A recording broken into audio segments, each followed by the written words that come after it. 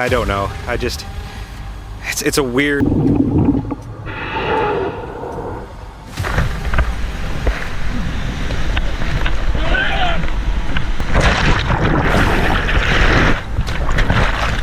No, I know. I don't care about the gar. It's a flatty. It's a flatty. It's a good flatty. Got him. Crystal.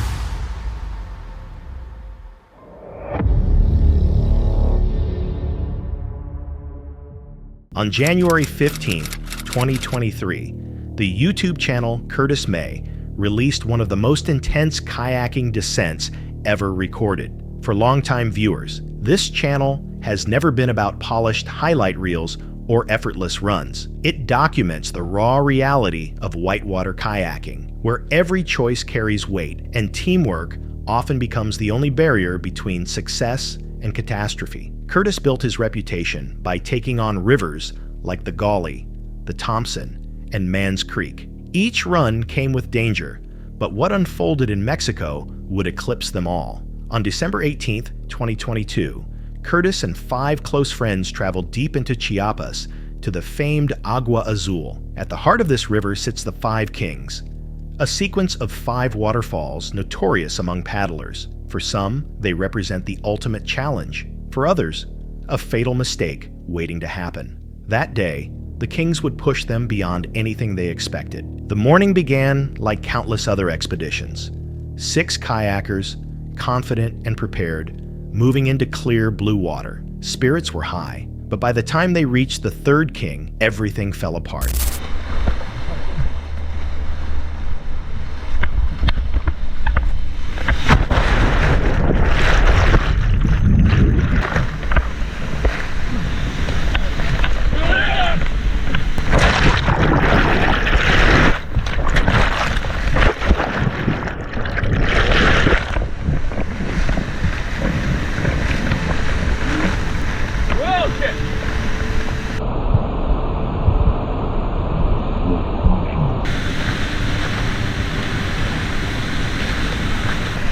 Okay,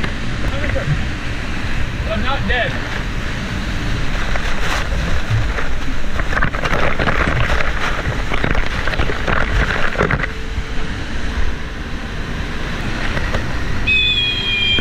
Curtis lined up for the drop. Just inches too far to the right, his kayak lost speed. In an instant, he was pulled behind the waterfall's curtain, consumed by roaring water and trapped in a deafening chamber. Inside, the noise was overwhelming. His whistle was useless. His shouts vanished instantly. He couldn't see beyond the pounding wall of water, and his friends couldn't see him. For 75 minutes, Curtis fought to escape. Again and again, he ferried toward thinner seams in the curtain, but each attempt drained what little strength remained. Behind him loomed the undercut wall, a hazard he knew could end everything if he misjudged even once. Above the drop, his team reacted immediately.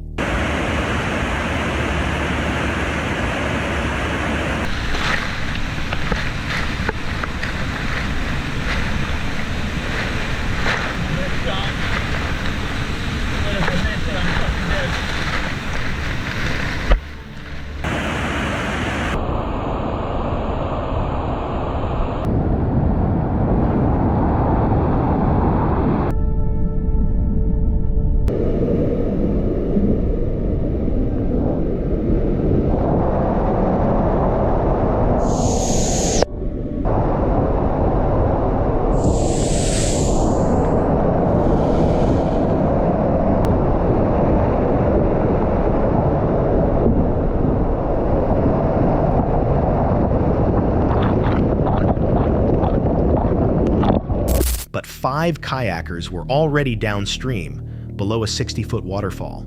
Only Wesley and Isaac had any chance.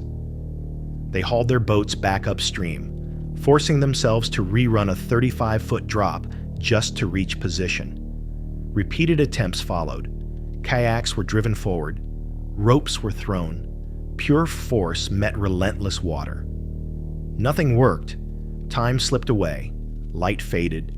The situation grew critical. Then Wesley noticed a faint seam on river right.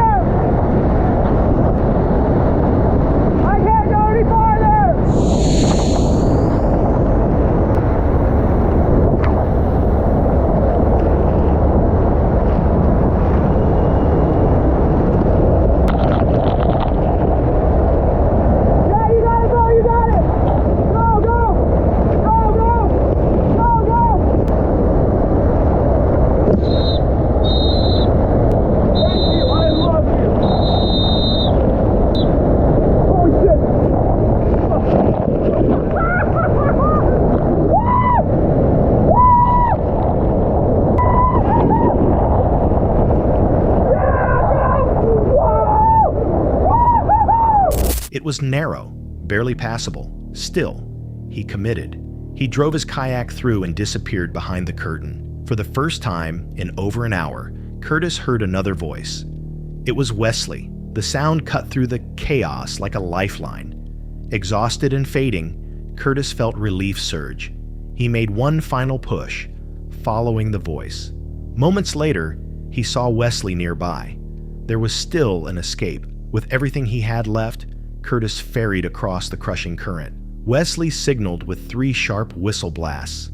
From outside, Isaac pulled the rope, dragging both men along the undercut wall and back toward daylight. Curtis survived, but survival demanded everything from his friends: their strength, judgment, and willingness to risk their own lives. When the footage was released, it stunned viewers worldwide. Many called it one of the most heroic rescues ever captured on YouTube. Some admitted their hands shook watching Curtis vanish behind the waterfall. Others said the moment he quietly whispered gratitude brought them to tears.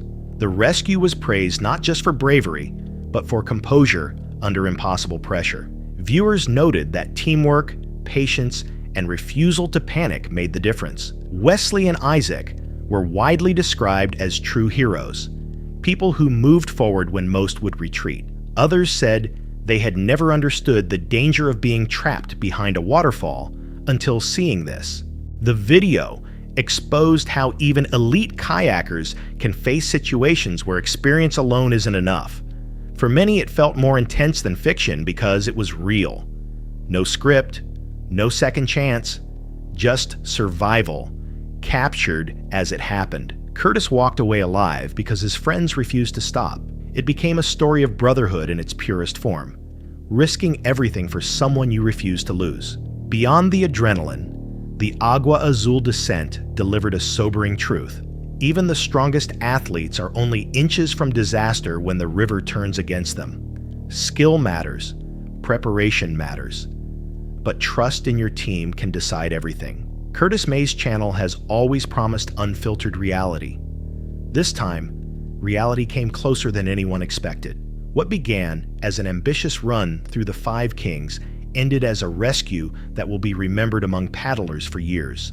And as the final whistles echoed, one question remained. How many others have disappeared behind waterfalls like this, never returning, their stories never told? On April 17, 2022, the YouTube channel Sailing Nahoa shared another powerful chapter of their ongoing journey.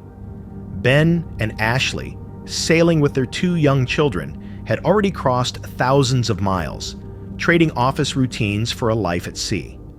Their channel is known not for manufactured drama, but for the unfiltered reality of ocean passage, mechanical issues, long quiet days, sudden storms, and encounters that can shift everything without warning. On this stretch, their route carried them south of Sri Lanka, with the Maldives ahead. It was a crossing hundreds of miles from land, isolated, exposed, and filled with both risk and possibility. The days started calmly. The ocean was unexpectedly flat, smooth enough to resemble a lake, but the stillness exposed something unsettling. So, what'd you catch? Garbage. More garbage? Wow. Maybe this is the Great Indian Garbage Patch. I mean, there's some small fish in there, but I don't see any big ones. There's so much garbage around here. I mean, some of it's organic, but a lot of it's microplastics. I don't think that's very micro. It's like mega plastic. I literally thought I was gonna hit a car bumper. So all morning I've been dodging this garbage line. And sometimes there's big stuff in it. So we decided we better probably go either to the north or the south of it because we're heading west. So we're looking for a favorable boost west. So either south of the line or the north of the line. I'm not sure which it'll be. We'll go figure it out. Well, there's more down there. It's crazy the amount of garbage right here. In Asia, they have a lot of food in little bags, and then they just tie it at the top with elastics really tight. Like there's like soup in there or something. But that's what this is. I guess it just gets thrown in the ocean. Or ends up in the ocean somehow. I don't know. Maybe they just dump the garbage in the ocean. Like they put it in bins and dump it in the ocean. I have no idea. There's footage of that from India. I don't want to blame one particular country, but it's been pretty bad ever since we got down to Indonesia. Philippines was really bad. Thailand was really bad. It's pretty bad. A lot of plastic.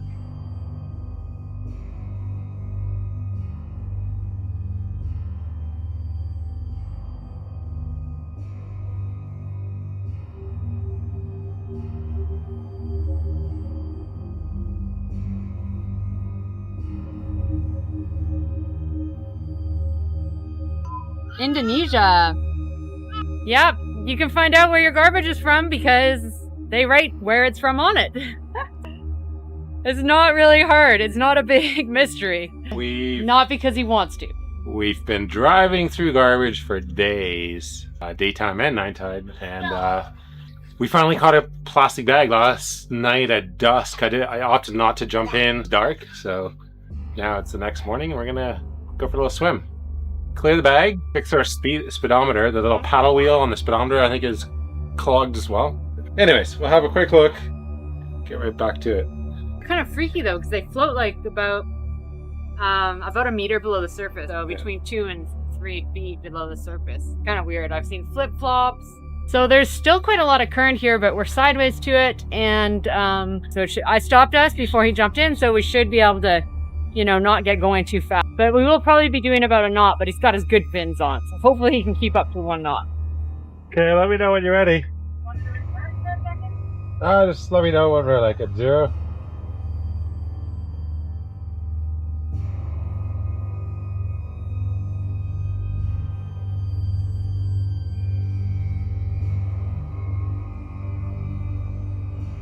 It's clear, there's no more bag.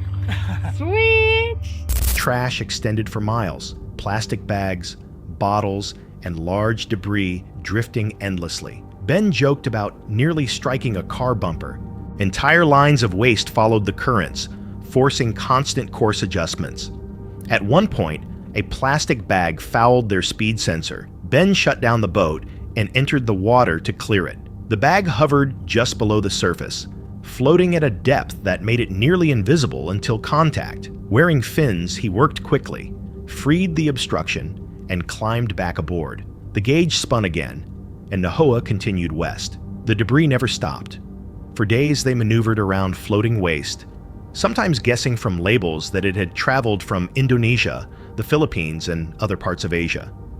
It was a stark reminder of how pollution moves across oceans, carried along unseen current paths far from land. Life on board slowed into heat and routine. With no wind, the engine became essential. Ashley tracked fuel carefully. They had already burned hundreds of liters and needed to stretch what remained to reach the Maldives. The sun was relentless. Days were punishingly hot, nights offering only minor relief. Then came evening. A signal appeared on radar. Looks like a long liner because he has huge sticks on the front for the marking the ends of the long lines. I always hate it when they come and check us out at dusk.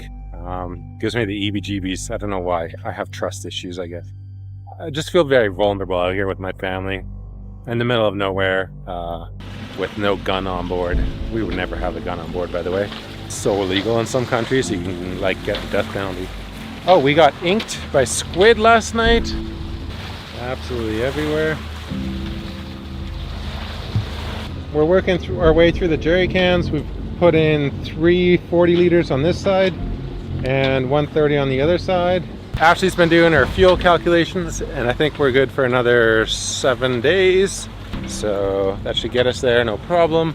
And there's absolutely no wind. I mean, this is what we're looking at. We have wind from our boat moving forward. During the day, it's just excessively hot, excessively. So we try to survive. It's been seriously scorching hot during the day. It's been epic. We've had amazing sunsets. Here comes another one. But the days, wow, they are hot. Wowzers. It's just kind of like the days fly by and nothing much happens. Another vessel, a small Sri Lankan fishing boat. In waters this remote, even a single approach brings tension. With 2 small children aboard, Ben and Ashley understood how exposed they were. There would be no rapid rescue here, no patrol boat, no quick help. As the boat closed the distance, unease grew. But instead of hostility, the fishermen signaled for trade. They offered papayas, pineapples, and freshly caught mahi-mahi. In exchange, the crew of Nahoa handed over beers and soft drinks. The interaction was awkward, but sincere. Words were scarce, gestures did the work. Items were tied to ropes and pulled across. Smiles replaced fear. By the end of the exchange, Nahoa carried fresh fruit and fish, enough to feed the family for days. The fishermen waved and drifted back into the vast emptiness of the sea. Oh, fish. You want cigarettes, Ashley? We don't smoke. Don't have cigarettes. Never thought of doing that. Cookies? I've got cookies and yeah, that's like it. I don't even have good I don't have usually, like, I don't even have junk food, really. Cookies? Cookies! Yeah? Wasabi peas? How many? How many people? 6. 1, 2, 3, 4? 6. Okay. 6 beer? We don't need their fruit, those poor guys. They got good fruit, man. Should we give them Coke too? Coke? Come Beer? on, Nancy. That's a good trade.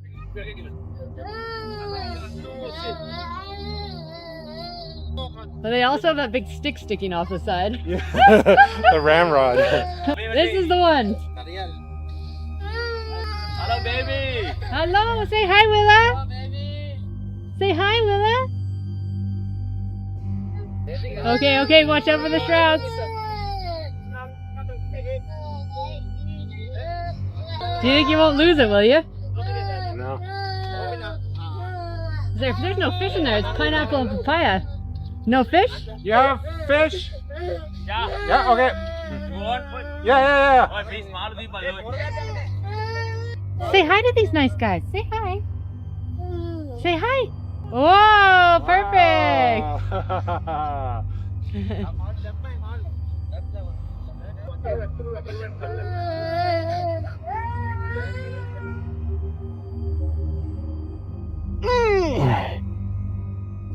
So much harder with babies. Wow, nice. Wow. We're worried Okay, ready? Okay.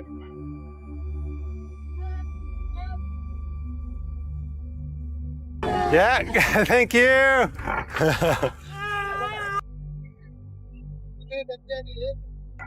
Bye, Captain gets 3, 2. Bye, thank you. It's okay? Beer from Thailand. Bye. The moment lingered. The family had prepared for danger. Piracy is an ever-present concern in these waters, but instead encountered generosity. No weapons, no threats, just a brief human connection. For Ben and Ashley, it reinforced the idea that most meetings at sea are not confrontations, but chances for trust. The endless floating trash spoke to the ocean's vulnerability. The trade with strangers highlighted its humanity, and the long, windless days underscored the endurance required to cross remote waters with children aboard.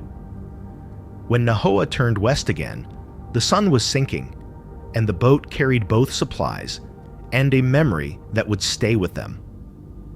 The passage from Thailand to Sri Lanka and onward to the Maldives was defined by contrasts.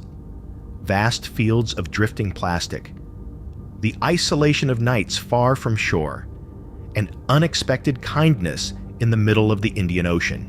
It leaves a question for anyone drawn to these waters. If you were days from land, with no rescue nearby, and a small boat appeared on the horizon, would you brace for danger or choose trust? Out there, a single decision can shape the entire journey. On August 5th, 2021, the YouTube channel 402 Outdoors returned with another night on a Nebraska river. The channel has earned its following by showing fishing as it truly is: long stretches of waiting, missed chances, and success that only comes after real effort. This time, the focus was on Crystal. After spending months away in Hawaii, she was back home and set on a new goal: catching a flathead catfish from familiar waters. Her benchmark was clear, at least 20 pounds. Anything bigger would be extra, but reaching that weight was the objective. As evening settled over the river, the crew got ready. Rods were set, bullhead bait splashed in the tank, and a bow fishing rig was prepared for gar. The plan was simple, and the night ahead carried the promise that any strike could change everything. Obviously not doing something right. I'll sneak one in there if you guys don't mind. Where in between which ones? So anywhere, right? Okay, I'll give you the honors. What's his name? Felipe. Felipe, that's a new one. I like it. All right, Felipe's getting the yeet. Felipe the yeet.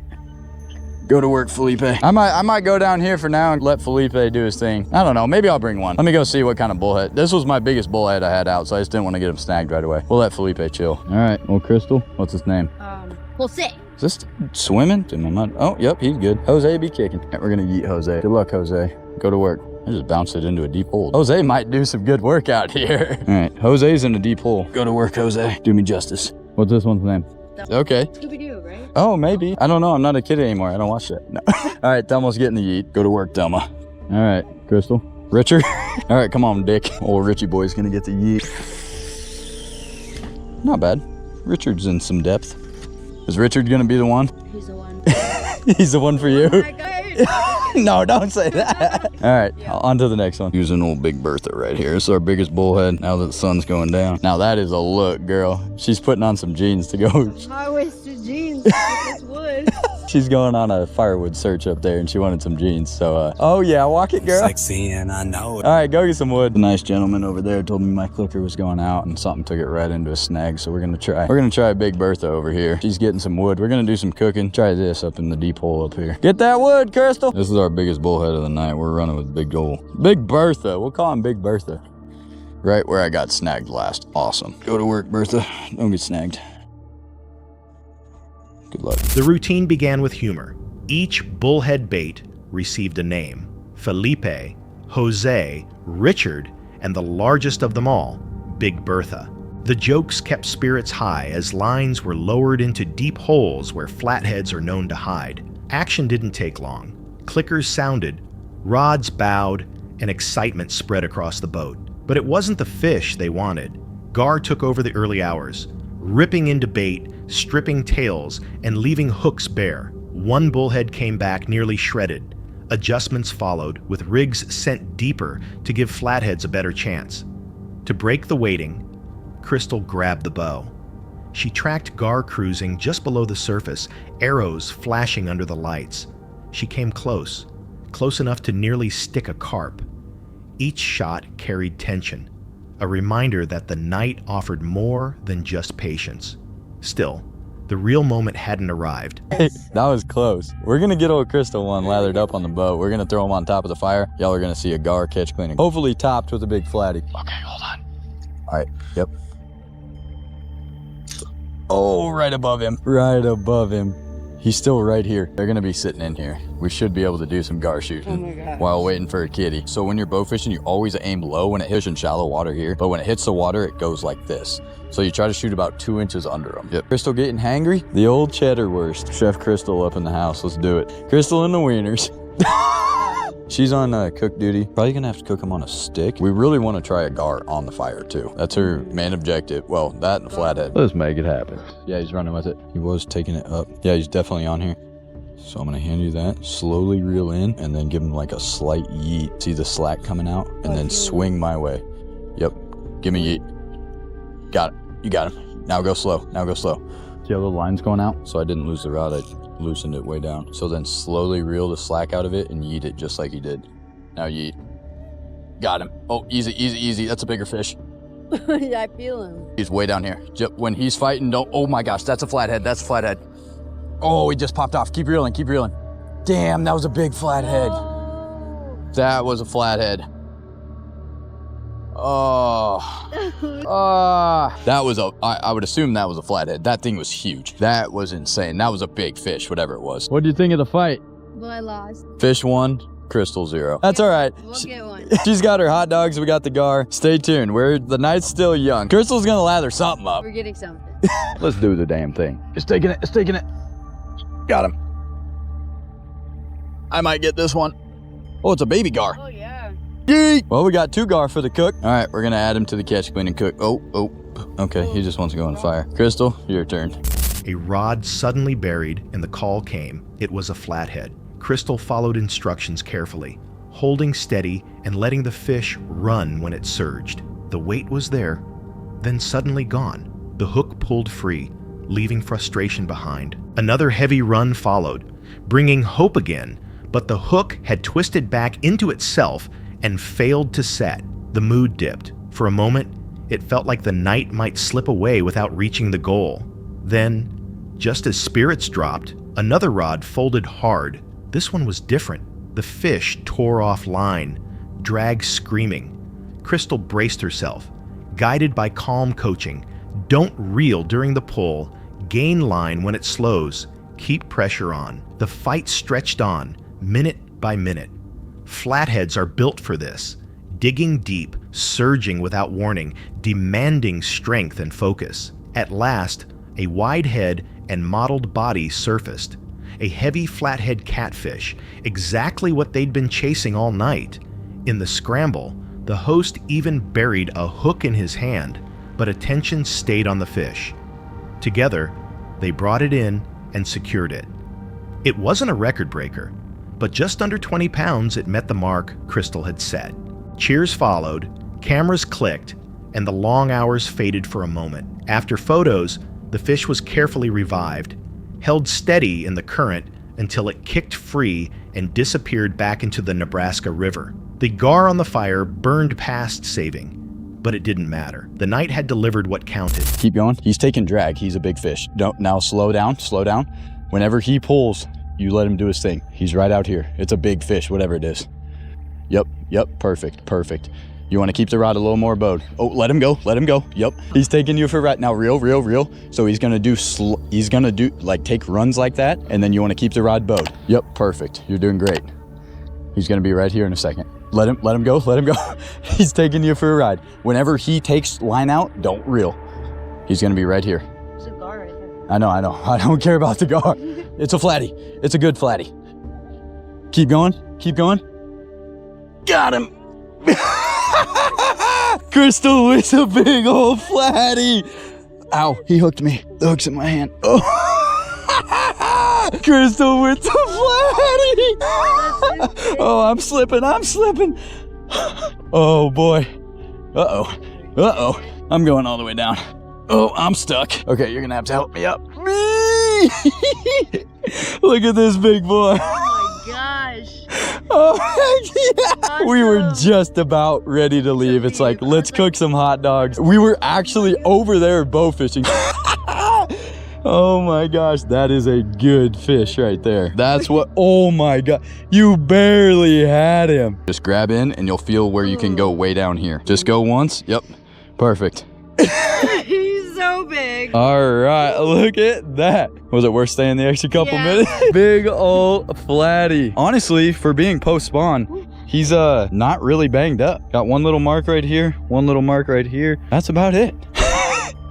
Give me some words. That's crazy. Like, I mean, he's not even super huge, but tell us the experience on the fight. He was literally almost hard. pulling He you pulled in. me like twice. You were like holding on like, oh. This trip showed how unpredictable river fishing can be. Hours passed with nothing but gar hits and empty hooks. Twice, the flathead nearly came to hand. Once lost to a slipped hook, once to a twisted rig. Each miss added doubt, but each reset kept the goal alive. Technique played a role. Live bullheads in deep holes gave the best chance. The guidance was simple, but crucial. Let the fish run, keep the rod bent, reel only when possible. Those basics became the difference between failure and success. The fight itself proved the flathead's power. Even at 20 pounds, it nearly pulled Crystal off balance, forcing her to adjust on the fly. The release showed respect for the catch, leaving the river unchanged for the next angler. Even the gar mattered. They disrupted the night, provided bow fishing shots, and ended as a burned catch on the fire.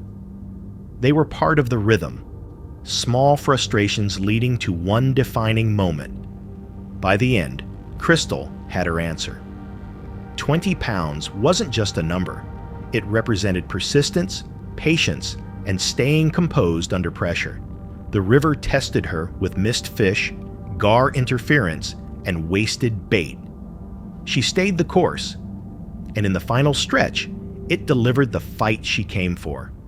The question remains, if you were on a Nebraska river, enduring hours of gar strikes, lost runs, and frustration, would you stay for one perfect battle? For Crystal, the answer was yes, and it became a night she'll always remember. On January 26, 2024, beside a cold, quiet river, the Vince Fishing Channel captured a moment that drifted far beyond an ordinary winter outing. Two young anglers arrived expecting nothing unusual, yet something along that stretch of water was waiting to challenge that assumption. What's up? It's all private in here. Oh, we're walking up the river. Get out of the river and get on the road. We talked to police officers. You can call the cops if you want. I'll go ahead and do We talked to Officer Ships who said you can fish all of this if you walk up the river. The state owns the water. State owns the water. We talked to him right down there at the playground. You can get Officer Ships. He's a police officer. Ships. High Bridge? We have it on video. What's up? High Bridge Police? Yeah. He said the state owns the water. They don't. It's all posted. I own the water. I'm the owner of the property. Okay. I own both sides of the river, and it's all posted. And I'm going to go call Officer Ships Yeah, you can do that. right now. Cool. But in the interim, if you guys wouldn't mind, I'd appreciate you come out. Well, we would walk down and go on public because you own this. Can't own the water. You cannot walk up the middle of the stream. All right, cool. That's what you're telling us. If you get a police officer here, then we can go up. No fishing. You I- gotta hold on. When the officer gets here, man.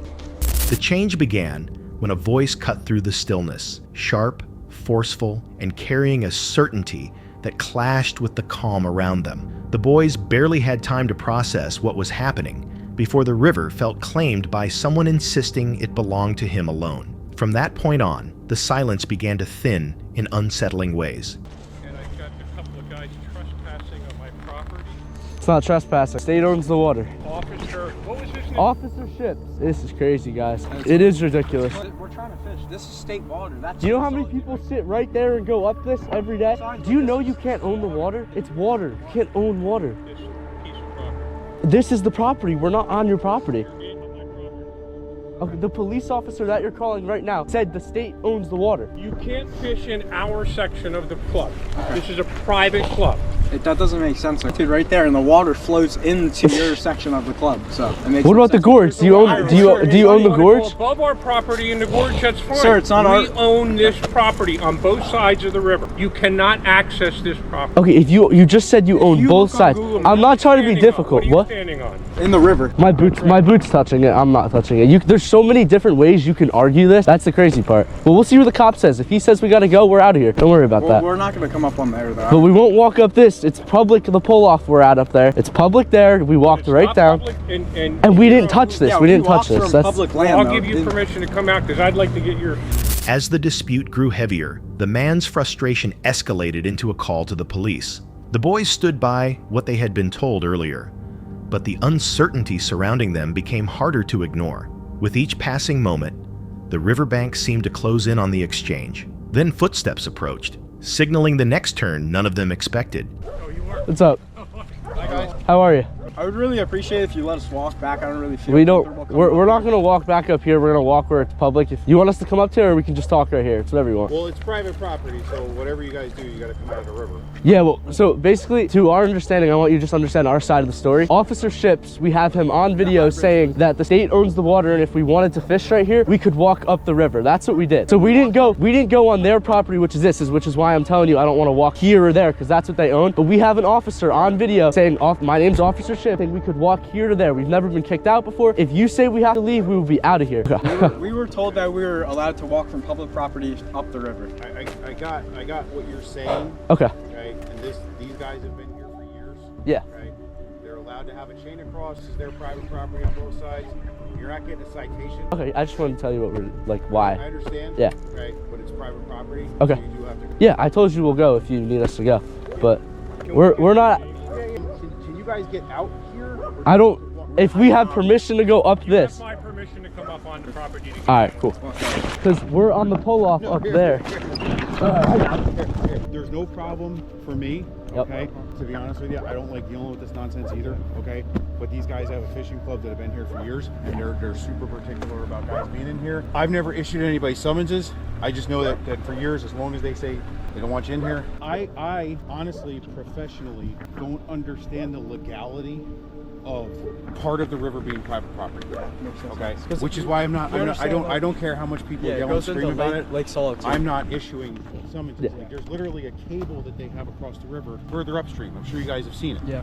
I don't get it. Okay, one time we had kids come down in a canoe. And these guys were losing their minds. I don't get it. I don't get it, but I'm not going to open a can of worms by, like, the only way I would find out is if I gave you guys a summons and then you guys went to court and then fought it and paid a bunch of money for attorneys and took it to, like, the Supreme Court. Like, like, you guys are kids being kids. Yeah. It's cool. You're not in trouble with me. Got it? Yeah. I don't care what anybody says. You're not getting the ticket. Okay. Got it? Yeah. Okay. So you guys don't get in trouble Yeah. in the future. I kind of take your side in this. I get it. I understand. The problem is as far as, like I said, the private property rules go, when they say you guys can't be here, then okay. Yeah. Like otherwise then it's like, well, they refused to leave after they were told. Well, then it's like, shit, now I Yeah. got to charge you. And that's different than just trespassing on private property. Like once you're told it's private property. Yeah. And like I said, these guys have been doing this for years. They've been like this for years about this. So it's been adjudicated in the courts. They're allowed to do it. I don't personally agree with it, but it doesn't. Yeah. Yeah, You know no, what I but mean? we're just Fishing. What are you posting under? Vince fishing. Vince fishing on Vince everything. fishing? Yep. On everything. YouTube, TikTok, and Instagram. Oh, I'm gonna look it up as soon as I get back in the truck. You'll see some interesting encounters with some people. Awesome, cool. So am I gonna end up on YouTube here? If I ask your permission and you say yes. Oh, dude, this is a public service profession. You do whatever you want with my footage. Just don't make me look fat. Sorry, I gotta glue that one. We're good, dude. I'm getting famous here, so don't ruin my shot. I would take it off. All right. Yes, you guys are good. You got any questions? No. You're good. We're cool? Yeah. All right, man. Hey, Thank you. Good luck, Appreciate all it. right? Best of luck catching Guys, some stay fish. safe, all Go right? further down the river, you'll have better luck. Sunday in like Nowheresville.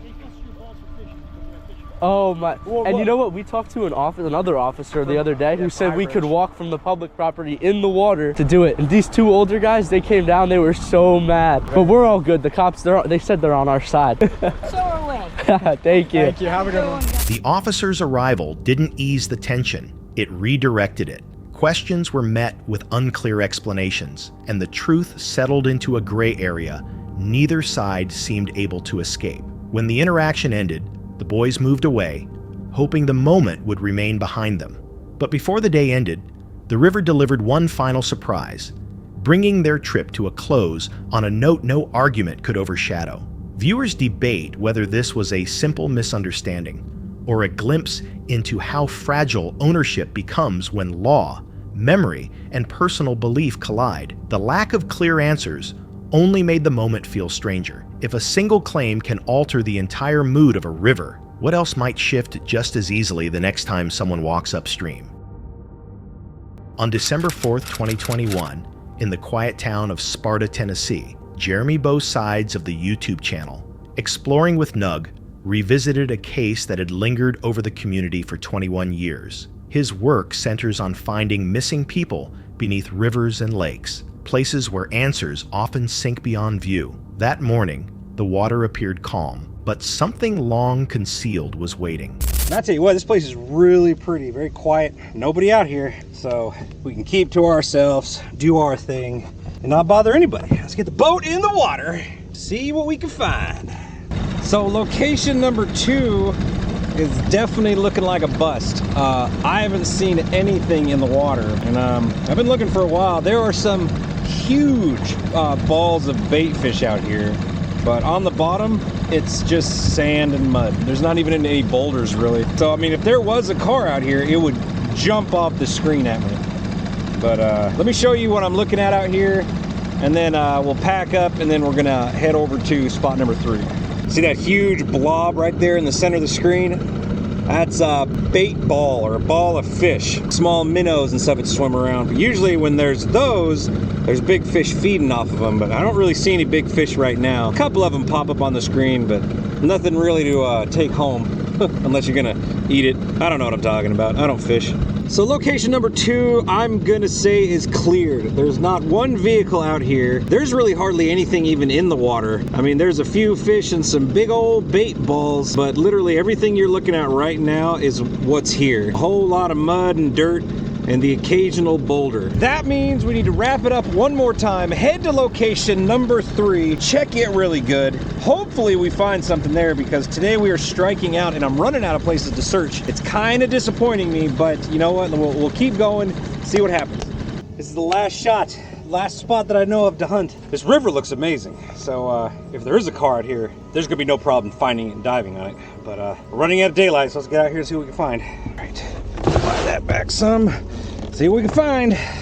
So I'm scanning right now. I've been on the water here about 20-30 minutes, like I said. I've seen a few things that, you know, kind of looked like a car. It's possible. There are a lot of trees out here though, so I don't know if it's actually a car or not. Whoa. Oh, okay. That's okay. That's 100% a car right in front of my face. Man. Okay. Didn't expect that. Didn't expect that a bit. That, found a car. We found a car. You saw it, I saw it. Oh no. Now, what are the chances? What are the chances? Oh no. I'm lost. I'm lost for words. It just, I've been looking all day and I finally found a car. Can it be them? Let's go over it again. It's coming up right here. So we're looking at like 13 feet and the water is 46 degrees, which is bone chilling. You don't get a better picture than that. And dude, you can almost tell the shape of it. And I'm not gonna lie, man, that looks like, I'm not gonna say it. I'm not gonna say what kind of car it looks like, because I know what kind of car I want it to be. But I mean, it's got a short trunk and it's got a long nose, you know. Oh, okay. We're good. At the Calf Killer River, Jeremy began scanning the riverbed with sonar, following the same path investigators had crossed countless times before. The display shifted. Soft shapes, drifting shadows, until one form refused to fade into the background. It didn't seem out of place. It seemed overlooked, and the river wasn't finished, revealing what it held. After marking the spot, Jeremy returned with his dive equipment. Let's just get in the water. Let's go for a dive, see what's down there. Almost there.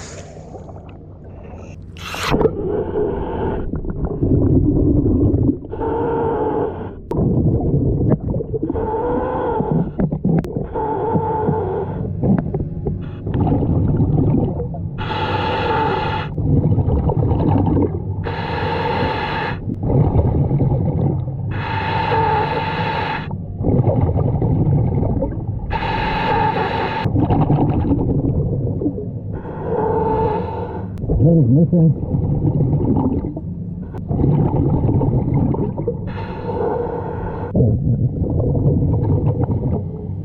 All the windows are up.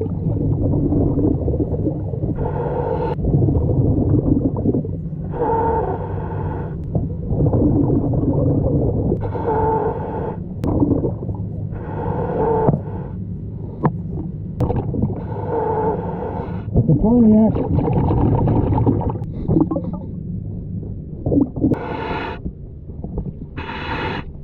473 EJR. It's them.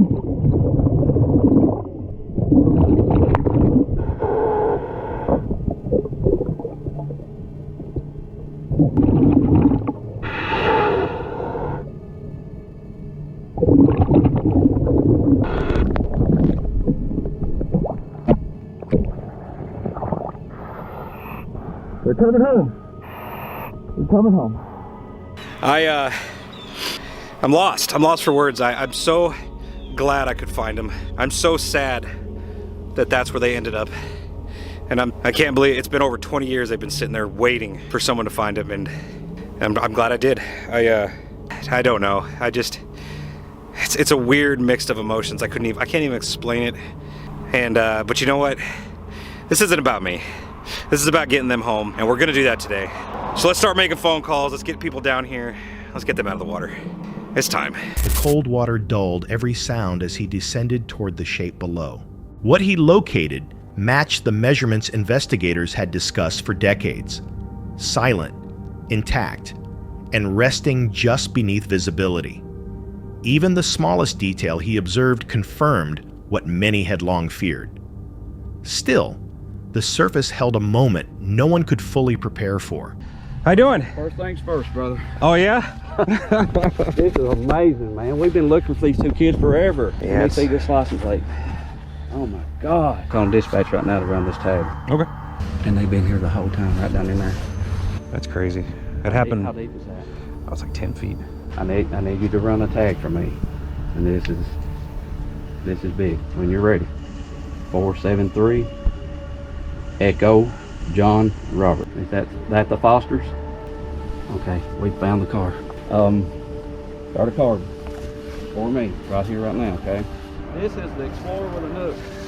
I've been watching your videos, brother. Thank you, thank you. Hey, you just became White County's hero, trust me. That's awesome. I done hugged him and everything, man. You just don't understand how big this is. I told him that.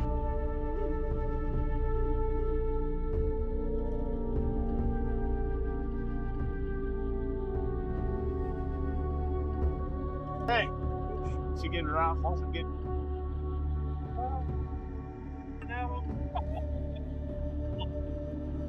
Here's where you gotta put that down.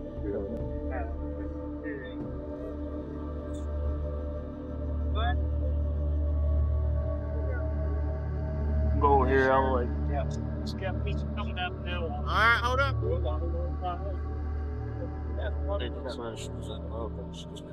Yeah. Hey, where you looking? Look.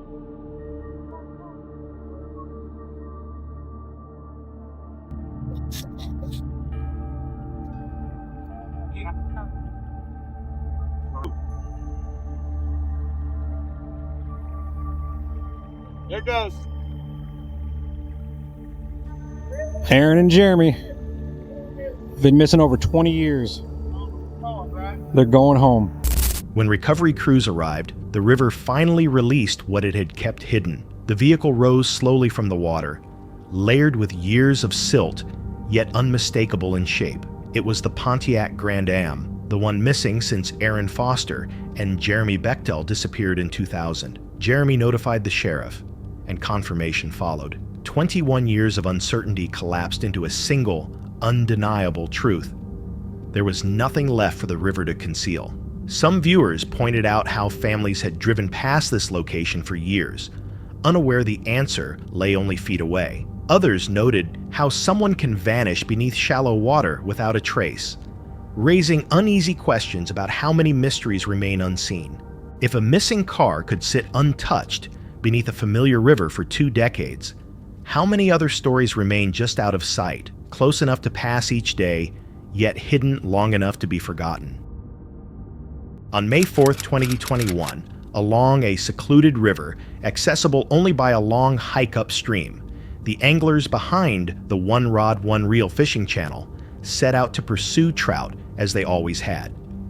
But the deeper they moved into the quiet, the more the place felt like it was withholding something, until a stranger appeared and shifted the entire mood of the day. Good, how are you? Having luck today? Where are you guys coming in from? Where do we come in from? What's that? Where did we come in from, bro? We just parked. Where'd you guys come in from? I don't know exactly. I didn't drive. I don't know, man. Sorry. Where'd you walk in from? We wait up the creek. Where? This creek? This creek's. Explain to me exactly where. Yeah, 4 miles downstream. So all those no trespassing signs, walk past, they didn't mean anything? Wait, what? No, which no trespassing signs? This whole size mark. And there's no way you walk from down there if you didn't go on my road that has no trespassing signs on the road as well. Otherwise you swam across the big pool. Huh? You can't? Go ahead, show me, let's walk. You guys know you're on my property and you're playing games with me and pissing me off. Which road? Did you come in on the state land and state parking lot? Were you trespassing something? What was the name of the parking lot? You can get out of here. Look, you guys know you're playing games, so just be truthful with me, and then I don't send this to DEC. I just want your license so I have it on record. If I catch it under my cameras again, then I will send you. I'm not trying to play games with you, sir. Had I known it was your property, then we would have left. And now that you're telling us, we won't come back. Show me where you walk, and I'll show you the. Yeah, sure. I'll show you the no trespassing sign. Sure thing. No problem. Let's go. There's no problem, sir. I'll meet you. Tell the boys that I'll pack up and meet you at the bottom over here. Get them all. You're on my property.